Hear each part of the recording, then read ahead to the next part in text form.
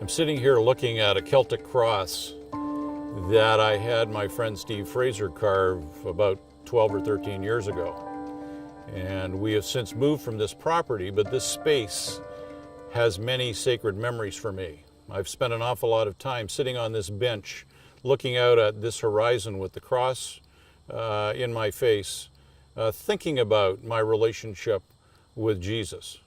I've sat on this bench with close friends and listened to gospel story and sat in silence, just listening to one another breathe, watching the light play on the cross, watching the light come through the trees and suddenly shine on the cross in a completely surprising way. And it only comes when you take the time to do it.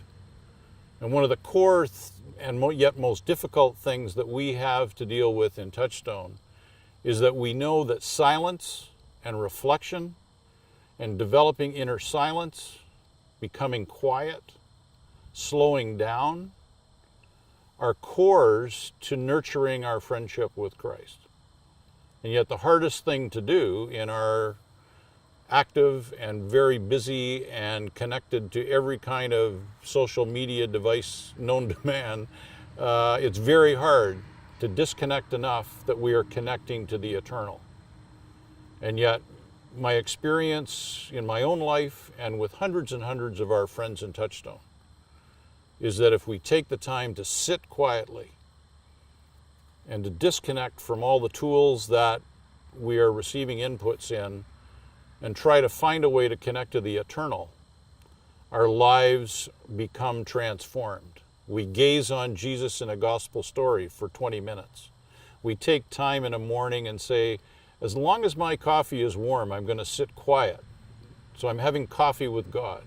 I'm going to take a moment, maybe it's just 5 minutes, to say I'm going to be quiet before I pick up the paper, before I pick up whatever it is that I read by way of news. And I'm just going to be silent, because one of the big things that we believe is that wherever we are sitting, whatever we are doing, God is present and wanting to communicate with us. We use the term spiritual friendship in a very particular way. Over the years, there's been a great upsurge in the interest in having a spiritual director, in finding some wise person to guide us in our spiritual journey. Our contention in Touchstone is that we can do that for one another. My friend Ray Simpson, who's part of a Celtic community at Holy Island, Lindisfarne in England, has a prayer where he says, God, grant us the inner stillness so that we may sense the inner moves of the Spirit in our own lives, and then be able to be more sensitive to the moves in the Spirit in another person's life. And so what we're trying to do with our understanding of spiritual friendship is to create opportunities, tools, and methods for people to nurture their own friendship with Jesus, but to do it in company with one or two or three other people that then becomes a form almost of mutual spiritual direction.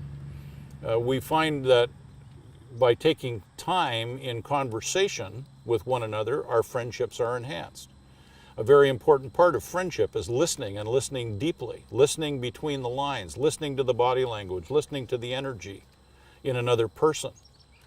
And so that's the kind of thing that you're going to be able to experience by looking at some of the materials that we have here.